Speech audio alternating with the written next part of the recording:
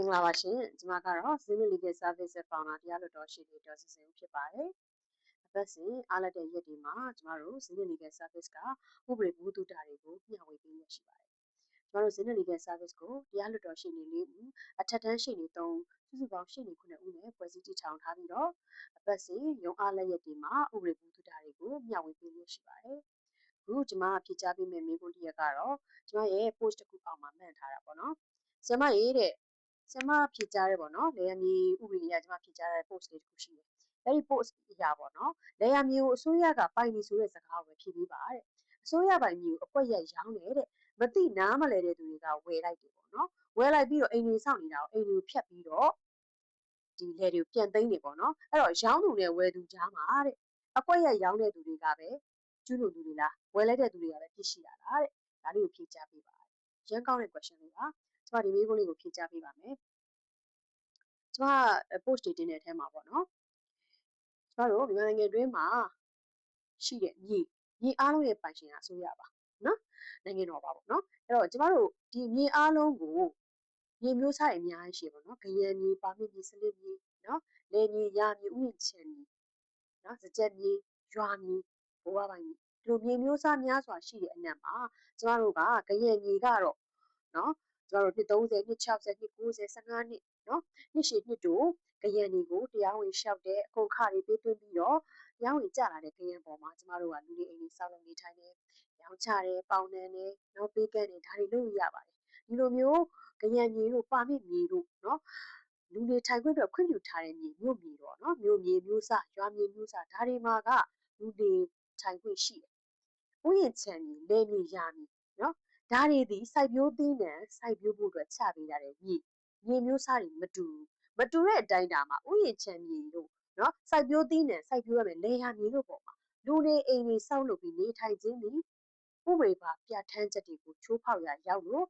့ဒီအိမ်တွေကိုဖယ်ရှားပါဒီမြေကွက်တွေကိုပြန်သိမ်းမယ်မူရင်းလယ်ပိုင်ရှင်တွေကကိုယ့်ရဲ့ပုံစံကိုယ်တွေပြပြီးတော့လယ်ယာစိုက်ပျိုးဖို့အတွက်ပဲပြန်ချပေးပါဆိုပြီးတော့ပြန်တင်ပြဒါဆိုရင်ပြန်ချပေးကောင်းချပေးလိမ့်မယ်ဒါတွေကိုအကွက်ရိုက်ပြီးလယ်ပိုင်ရှင်တွေကရောင်းလိုက်တယ်ရောင်းလိုက်တာကိုယုံကြည်ပြီးတစ်စစ်ပွဲစားတွေစကားနဲ့ယုံကြည်ပြီးဝယ်လိုက်တယ်ဝယ်လာပြီးအိမ်ကြီးဆောက်တယ်လူတွေနေကြတယ်ဒါဒီဥပဒေပါတားမြစ်ချက်တွေချိုးဖောက်ရရောက်တယ်အဲ့အတွက်ကြောင့်အိမ်ကိုဖယ်ရှားပေးပါဒါဒီဘာမြေမျိုးစားဖြစ်ပါတယ်ဒါကြောင့်ဒီပေါ်မှာလူတွေထိုင်ခွင့်မရှိပါဘူးဆိုပြီးတော့ဖယ်ရှားခိုင်းရေးဖြစ်ပါတယ်အဲ့တော့ဒီမေးခွန်းမှာက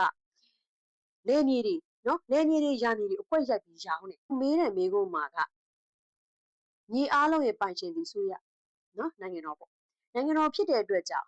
ဒီမြေအားလုံးမှာဒီလယ်ယာမြေတွေကိုအကွက်ရိုက်ပြီးရောင်းတဲ့သူတွေကအပြစ်ကျူးလွန်တာလားဝယ်တဲ့သူတွေကကျူးလွန်တာလားတဲ့နော်အဲ့တော့ဒီမေးခွန်းရဖြေချရရင်တော့လယ်ယာမြေတွေဒီစိုက်ပျိုးသီးနှံစံစပါးစိုက်ပျိုးဖို့အတွက်ချမှတ်ပေးထားတဲ့မြေကွက်မြေမျိုးစားဒါကိုတိလျက်နဲ့အကွက်တွေရိုက်ပြီးတော့အခြားနည်းသုံးပြုခွင့်လျှောက်ထားတယ်လို့နော်ကြလည်းမကြသေးပဲနဲ့နော်အခြားနည်းသုံးပြုခွင့်လျှောက်ထားတယ်ဒီပေါ်မှာအိမ်ဆောင်နေလို့ရတယ်ဘလို့ပိုင်တယ်ဗားတယ်ညာတယ်ဘယ်စာရွက်ရှိတယ်ဆိုပြီးတော့ပွဲစားတွေကနော်သူတို့အကျိုးမြတ်ရရှိရေးနဲ့ပတ်သက်ပြီးတော့လိမ်လည်လှည့်ပြားပြီးတော့ရောင်းလိုက်တယ်ရောင်းတဲ့သူမှာအပြစ်ရှိတာပေါ့အကွက်ရိုက်ပြီးရောင်းတယ်ဝယ်တဲ့သူမှာအပြစ်ရှိတာတဲ့ကိုယ်ပစံကိုပေးပြီးဝယ်တာအပြစ်ရှိတာပေါ့ဘာကြောင့်အပြစ်ရှိလဲဆိုတော့ကိုယ့်ရဲ့ချွေးနှဲစာကိုယ့်ငွေနဲ့မြေတစ်ခုကိုဝယ်မယ်ဆိုရင်ကျွမ်းကျင်တဲ့မြေယာကျွမ်းကျင်တဲ့ပုဂ္ဂိုလ်ဒါမှမဟုတ်ရှေ့နေဥပဒေနားလည်တက်ကျွန်းတဲ့ရှေ့နေဒါတွေကိုအနှံပြီးမှသာဝယ်ယူသင့်ပါတယ်နော်ဘာကြောင့်လဲဆိုတော့မြေတစ်ခုဝယ်မယ်ဆိုရင်ပေါ်ပေါ်ပဲဝယ်ရမှာတိတ်ရာကြီးထောင်ကြီးပေးပြီးဝယ်ရတာအဲ့လိုဝယ်တဲ့အတိုင်းတာမှာဒီ10ကဏ္ဍလောက်ကုန်တဲ့ကျိုးဆောင်ကကိုအနှံပြီးတော့ကိုယ့်ရဲ့ဝယ်ယူမှုအတွက်နစ်နာမှုမရှိအောင်ဆောင်ရွက်သင့်ပါတယ်ကျမတို့ service မှာဆိုရင်မြေကွက်ဝယ်မယ်ဆိုရင်ဆရာမကြီးကျွန်တော်တို့ဘလောက်ငွေသုံးပြီးဝယ်ခြင်းတယ်ဒီမျိုးမြေမျိုးစားတွေလိုက်ကြည့်ပေးပါစာချုပ်လေးချုပ်ပေးပါဆိုကျမတို့ကဒီမြေမျိုးစားကိုဘာမြေမျိုးစားလဲကျမတို့အရင်စစ်ပါတယ်နော်လေယာမြေတို့ဥယျာဉ်ခြံမြေတို့နော်ဒါတွေဆိုရင်ကျမတို့ကဝယ်ဖို့မတိုက်တွန်းပါဘူးနော်ဝယ်ဖို့မတိုက်တွန်းဘူးတကယ်လို့ဝယ်ယူမယ်ဆိုရင်လည်းစိုက်ပျိုးသီးနှံစိုက်ပျိုးဖို့အတွက်နော်ဝေလှည့်ပြီးတော့ပြန်ရောက်ဖို့အတွက်ကိုပဲအကြံပေးပါတယ်နော်အဲ့တော့ဒီလေယာမြေတွေကိုဝယ်ပြီးတော့အိမ်ဆောင်နေချို့လည်းနေကြရပဲဆရာမကြီးကျွန်တော်တော့ဝယ်မယ်ကြိုက်ရောင်းကြိုက်ဝယ်လို့ကဝယ